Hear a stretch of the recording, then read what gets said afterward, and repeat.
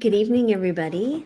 Today, I wanted to speak to you about basically what time you should be eating to magnify your weight loss. And I think it's as interesting because we do understand that a calorie does count. It has energy. We need to be eating in a caloric deficit to lose weight in the most basic principle. But I think the timing piece is really interesting. And I also want to just share that I'll be doing this, what we describe as weight loss Wednesdays. So I'll be focusing in even kind of a hyper focus on weight loss. That's where so many of my patients are dealing with, and something that I really enjoy helping people really understand and how they can improve their health.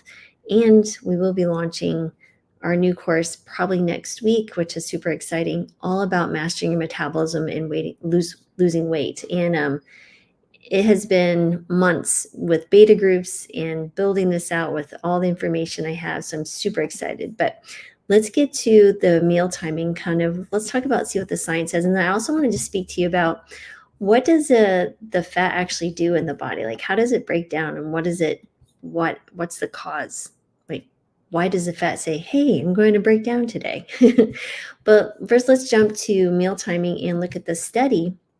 So when you think about, there are various findings, but it does seem to be one particular point that I think will be beneficial for some people. So number one, meal timing can affect weight loss effectiveness.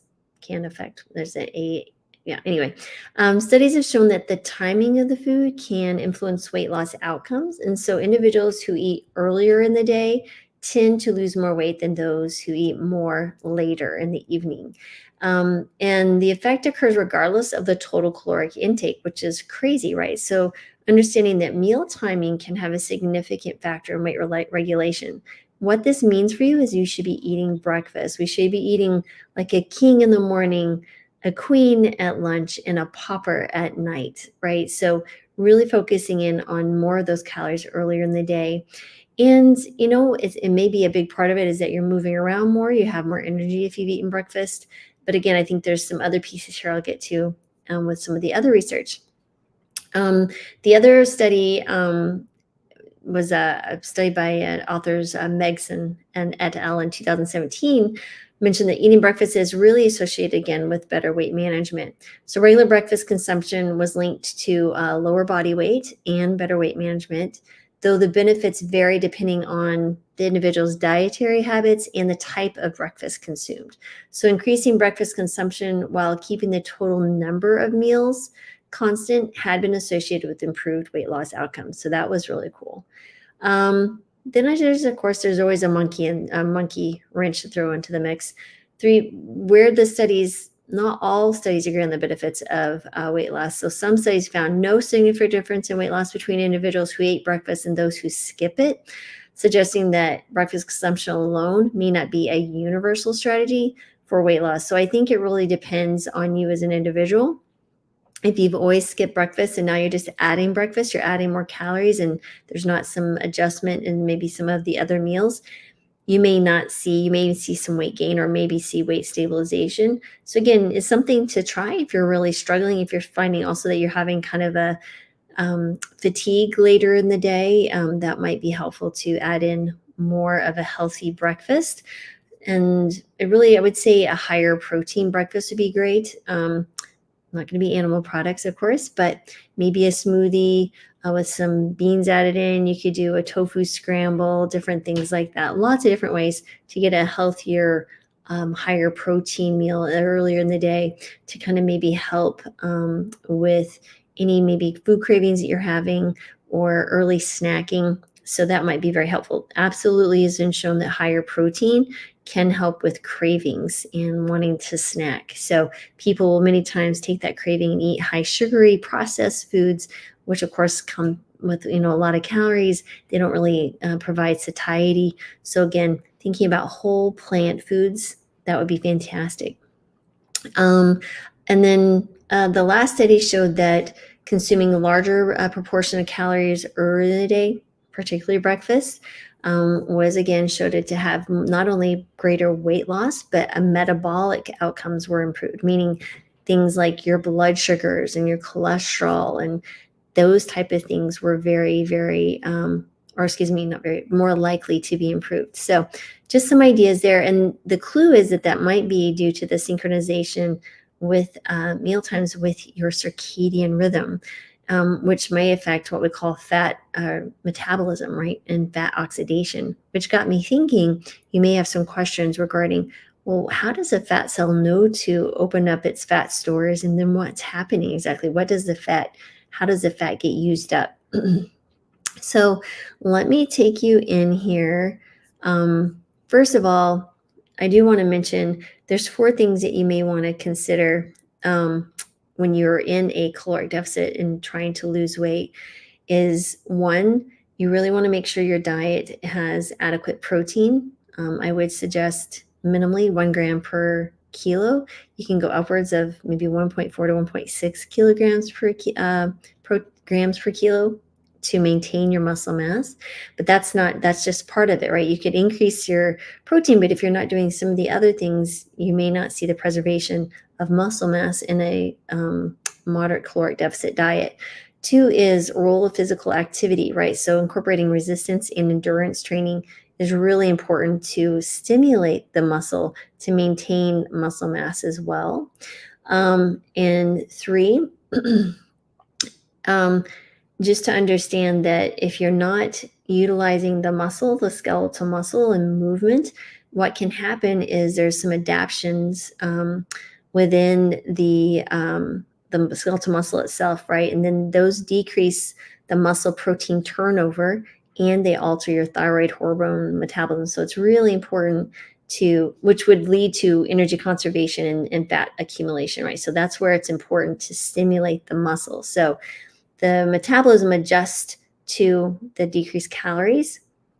Certain things are occurring in the body, but you can help navigate that with higher protein and exercise in a slight caloric deficit. I hope that makes sense. And interesting study on supplementation support. So you really just want to make sure, again, you're getting plenty of protein, and interesting with vitamin D supplementation, which I do recommend most of my patients if they do some testing and they're below 30 on their blood tests. To most people would benefit from 2,000 international units daily. So that has been shown to help decrease the risk of sarcopenia in older adults. So that was an interesting study in 2015. All right, so let's jump down to fat metabolism. Have some notes here as well. So fat metabolism in adipose tissue is also known as what we call lipolysis, right? So that involves several steps. So basically you're converting the triglycerides into energy. So first of all, we're going to go through the steps. One, you get hormonal signaling. So the process begins with hormones and typically triggered by things like adrenaline, epinephrine, norepinephrine, glucagon, and growth hormone. And then these hormones bind to receptors on the surface of the fat cells, and they activate a particular type of enzyme, and it's called adenylate cyclase, which increases the levels of cyclic CAMP is basically the other things within a cell, okay? So now you have activation of what we call protein kinase A, so you have the cyclic AMP, it activates another protein kinase, which then what we call phosphorylates hormone-sensitive lipase, and you go on and on. That goes onto the surface of the what we call the lipid droplets within the fat cells themselves. That causes the triglycerides to break down, right? So now what happens is that basically the hormone-sensitive lipase, the lipase which breaks down the actual fat, moves into the lipid droplet, right, where it breaks down the triglycerides into free fatty acids and the backbone of it called the glycerol. So there's glycerol and the free fatty acids, and that's breaking down. That is called the lipolysis, or lipolysis, different ways you can say it. So now we have the free fatty acids that are being released and the glycerol.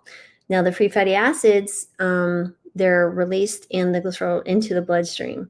The glycerol, can be used by the liver for what we call gluconeogenesis, which is basically making glucose from non-carbohydrate resources, right?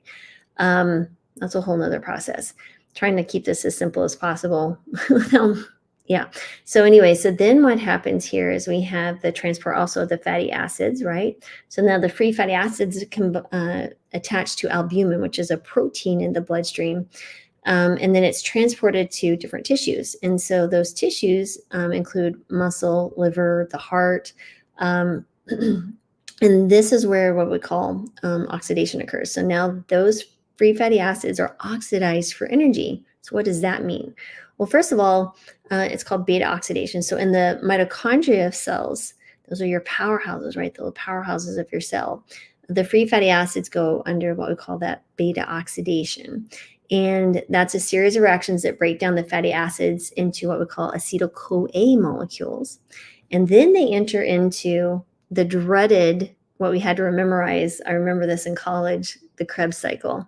So if that brings back haunts, nightmares of when you were an undergrad, I was a biology major, the Krebs cycle.